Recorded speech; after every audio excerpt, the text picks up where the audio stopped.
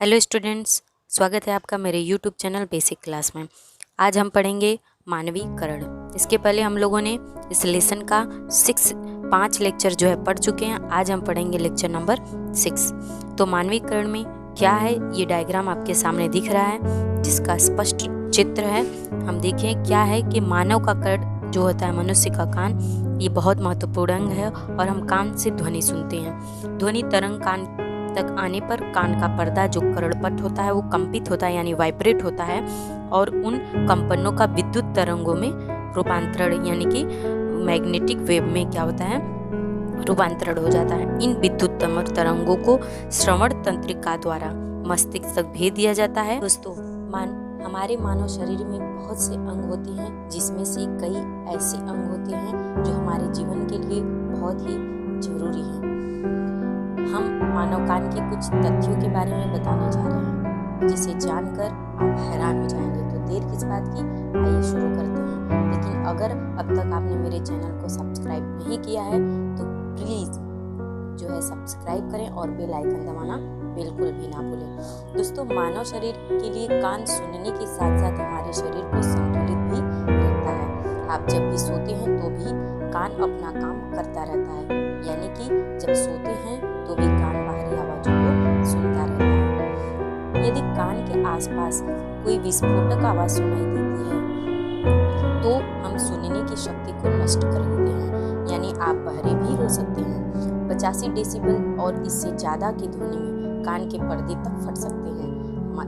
हमारे कान में 3 छोटी हड्डियां होती हैं, मेल्वियस, स्टेपस और इनकस। इसमें से स्टेपस सबसे छोटी होती है। हमारे कान के पर्दे 7 इंच चौड़े होते हैं और हमारा कान 20 हर्ट्ज से लेकर 20,000 हर्ट्ज तक सुन सकता है। कान में जमने वाला मैल वैक्स होता है और इसे साफ करने की आवश्यकता नहीं होती।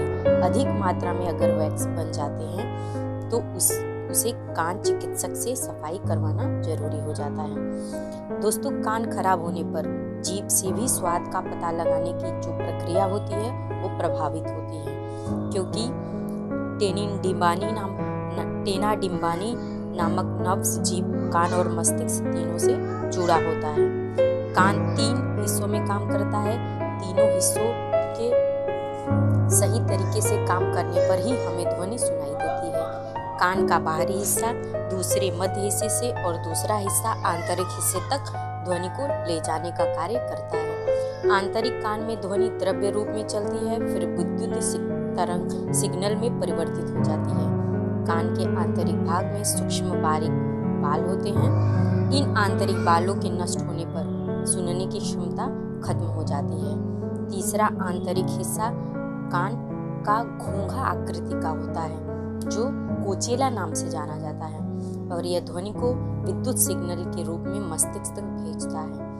कान की समस्या बच्चों में ज्यादा होती है, क्योंकि बच्चों के कान वयस्क के कान की तुलना में कम विकसित होते हैं। कान गले से स्टेचियन नामक नली से जुड़ा होता है।